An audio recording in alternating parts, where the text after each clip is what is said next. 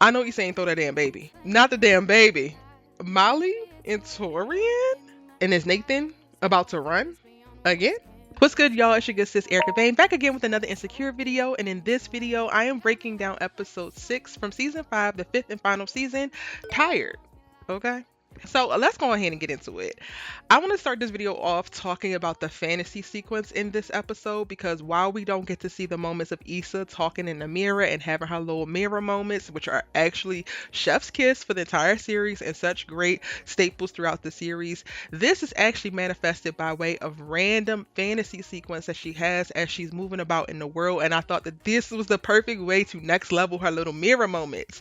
She literally has two of them, and it should have been very, very clear to us from the jump that the first one was the one in reference to Lawrence and Condola, because at the end of last week's episode, we saw her actually take a second, see Lawrence, Lawrence see her, she see Lawrence see her, had a little uncomfortable moment, and then she runs off to the side. But in this, the start of this episode, we get to see her double back and say, wait, as if she's going to approach them. However, those two things don't actually synonymously line up. So I should have known immediately, like, yo, we actually don't get to see her double back. She's just standing in the center. So there has to be something off with this. And of course, it is a dream sequence. We get a very tender, touching moment of seeing her actually diffuse the tension and like, y'all, can we just act like this isn't weird? And Condola offers to let her hold the baby, and she's holding the baby, loving the baby. And then it's Steph Curry and the baby. It's the worst tendencies showing up within our fantasies for me, or our worst ideas or thoughts. Like, I could totally see now. While I don't think that Issa Dee actually wants to throw their baby, but this was a really great fantasy sequence to start the episode off with because it lets you know where she's at, and it lets us know that she's not actually over it and she hasn't actually healed through this whole situation, and being confronted with the idea of Lawrence and his now happy family, because y'all, we know what's going on, but Issa ain't privy to episode 4. We ain't never going back there, and we're glad that Issa didn't have to see it. But it definitely looks like now that Lawrence and Condola have gotten over that hump of what we saw in episode 4, that they are like some kind of perfect little family or whatever. And this is startling and jarring and a hard pill to swallow for Issa. And it's a particularly hard pill to swallow because of where she's at within her life and her relationship. But we're going to come back to that. Now, that's the first fantasy sequence that really clues us in. But then we get a second fantasy sequence halfway throughout the episode, which starts to reaffirm the theme throughout the episode, in which people have to be responsible for their choices and own their choices. Like, face your choices, own them.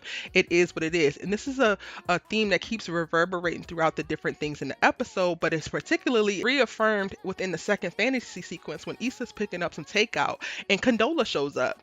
And she literally has a conversation with her, and Condola says all of the worst things that Issa's probably fearing. So Lawrence is making $1 billion a month, his dick is bigger, they are perfectly happy, they're engaged, the ring is bigger, all of these things. And then Condola does some type of roundabout kick, kicks her into the trash, and tells her to do what? Own her choices. Again, this doesn't actually happen. It's a fantasy sequence, but it's another way that we're able to drop into Issa's psyche, see what she's thinking, see what she's feeling, and able to move forward from there. Now, the two fantasy sequences are important for us to understand where Issa is within life in this moment, but it's also good for us to see in reference to why she's responding the way that she's responding in life. So I personally feel like she didn't actually start to question her and Nathan not actually talking about her mentioning that she loves him, her and Nathan not seeming like they're going anywhere until she ran into Lawrence and Condola, and it looked like they had made progress. They look like they are progressing into this like perfect little family life or whatever. And this is something that is is confirmed over and over again in this episode, because we get to see Issa while they're having sex. She's like, oh, do you love this? What do you love? What else do you love? And she's trying to get him to say I love you, but he doesn't say it.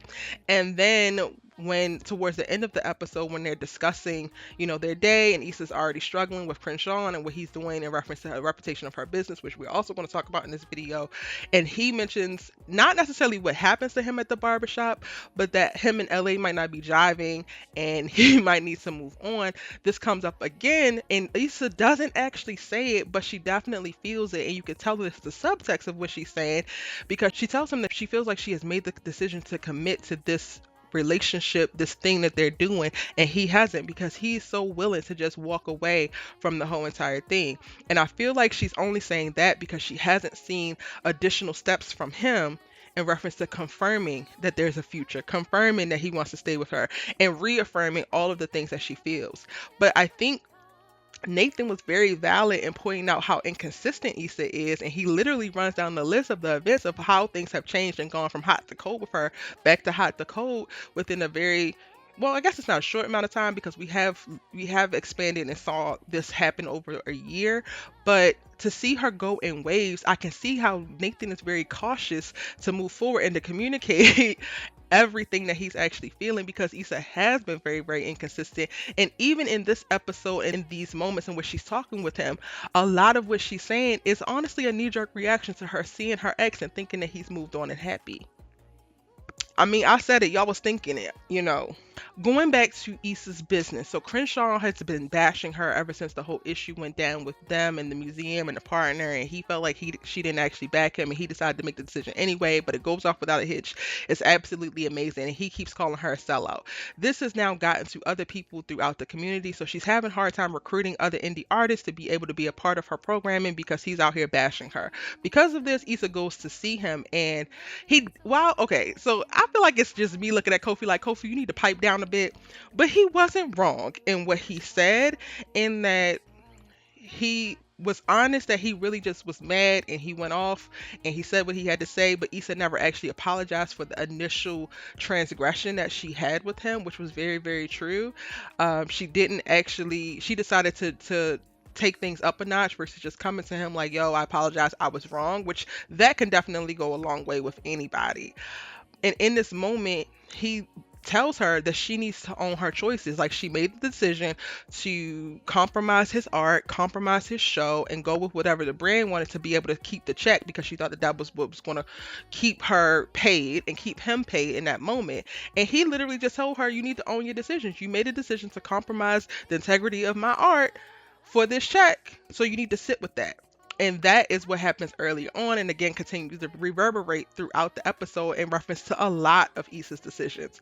Her decision to leave Lawrence is a big thing that becomes a question for her in this episode, and I think that's also what is reaffirmed by the appearance of Condola and the fantasy sequences and all of that, because she's starting to think, and then also with Nathan not necessarily being as vocal about what their future is, where they're at, or securing her within their relationship, she's really thinking like, should I have left Lawrence? But that does not come up, and she does not say that because what? This is insecure, and they're not going to give us that easy. Okay. All right. Enough with Issa, because while she was going through in this episode, and mind you, I think that this episode is one of the best of the entire season, aside from Lawrence and Condola's episode, which is episode 4, which I think is just going to be up there for quite a while, just in reference to all of the tension, how it was visually shot. Everything about that episode was great and wrong at the same time. This episode for me was definitely one of the best, because we got to see very clear, very quickly, we moved through different emotions and processes and thoughts with Issa, but then also we got to drop in a bit more to Molly's story and drop into a place that we actually cared about. So while Molly is still struggling with her mom and having the stroke and not necessarily out of the hospital yet, she has to go on this retreat with her law firm, and we get to see that she's actually in a much better place with her co-workers, and this opportunity or this retreat really creates a moment for them to get to know each other personally, specifically for her to get to know TAUREAN a little bit better personally, and him her. And I'm like, okay, we see you, player. Is that like a new boyfriend coming over the Himalayas? I ain't gonna hold y'all. When she was holding TAUREAN at the end and hugging him and so excited about her mom waking up and all of that jazz, I was just like, Molly, please do not sleep with TAUREAN. Do not sleep with TAUREAN. We see the buzz, we see the little energy popping off. We see that they're both curious and could be into each other, but I want them to take it slow. Molly, don't just hop on that man's face. Please don't do it, girl. You hold out. Hold out and grow. Honestly, seeing Molly in this episode really reinvigorated some hope for me in looking at her characters, because I felt like she hasn't grown. Certain things have changed or adjusted or shifted. She cut her hair off, all of that kind of stuff, but she hasn't actually grown in the series. And now I kind of feel like we might be about to get some growth. Look at you. I'm proud of you, sis. And it's touched upon in this episode, but it's not really dived deeper into. But Nathan gets confronted by one of his coworkers at the barbershop because he takes his client because this dude is nowhere to be found. So are we just supposed to let the client sit and not get their hair cut? Oh no, Nathan cuts the hair and his coworker gets an attitude like, oh, you stole my client. That's not something that you do. And because of that, he decides to tell him that he needs to worry about his own bipolar business. Excuse me? What we're not going to do is mental health shame. What we're not going to do is act a monkey fool. What we're not going to do is be completely insensitive to other people and what they have going on when all they were trying to do was help you, whether you can see it or not. Sir, Shug, whatever your name is. Ugh. But that moment happens, and Nathan doesn't even get a chance to actually process it. He don't get to process it with Issa. He don't get to process it in that moment because another customer comes up, and he's just kind of left with it. And while we can see throughout the episode, it seems like he's okay and he's handling it. I definitely think that we're going to see the fallout around that in future episodes, which might also contribute to what happens with him and Issa in their relationship. I think that's it. I think I got it all. But if I don't, let me know in the comment section down below. What did I miss? What else should we talk about? But also, what did you think about the episode? It's your good sis Erica Vane coming to you every week talking about Insecure, the 5th and final season. I'm really, really hating to see it go. But I am enjoying all of the work that they have done in the season. Be sure if you're new here to hit the subscribe button. Press that like button as well because I know you liked it. You made it to the end of the video. You like it. And then turn on your bell notification because YouTube be hating. YouTube be hating. And you don't want to miss when I post any new Insecure video. Besides, I'm also breaking down every single one of the hottest television shows on TV across all networks. I mean, where else do you want to be? I'll see you in the next one.